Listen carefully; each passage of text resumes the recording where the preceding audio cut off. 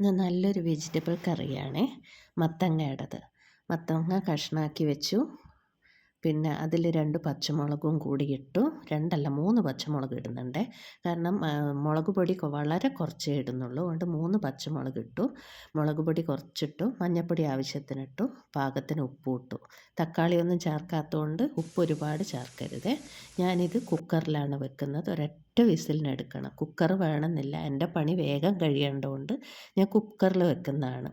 ഒരു പിടി തേങ്ങ, കാരണം ഇതിൽ പരിപ്പില്ലാത്തതുകൊണ്ട് തേങ്ങ കുറച്ചധികം വേണം. തേങ്ങയും 2-3 ചെറിയ ഉള്ളിയും കുറച്ച് ജീരകവും കൂട്ടി അരച്ച് നന്നായിട്ട് അരക്കണം. കുറച്ച് കറിവേപ്പിലയും കൂട്ടിക്കോളെ. കറിവേപ്പിലക്ക് അതിലിടുമ്പോഴാണ് ടേസ്റ്റ് കൂടുന്നത്.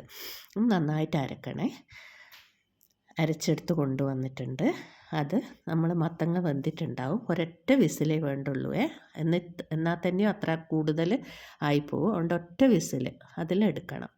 എന്നിട്ട് ആ ഒറ്റ വിസിലിനെടുത്തിട്ട് അതിലേക്ക് അരച്ചിട്ട് ചേർത്ത് പിന്നെ കുറച്ച് വെള്ളവും കൂടെ ചേർത്തിട്ട് മത്തങ്ങ പൊടിഞ്ഞു പോകാണ്ട് പതുക്കെ ഇളക്കിയാൽ മതി കേട്ടോ. എന്നിട്ട് അധികം ഇത് തിളക്കണ്ട.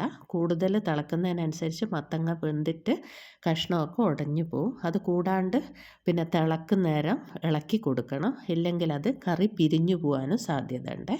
ഉപ്പുണ്ടോയെന്നൊക്കെ നോക്കുക. തക്കാളിയൊന്നും ചേർക്കണ്ട. നല്ല കറിയായിരിക്കുമേ.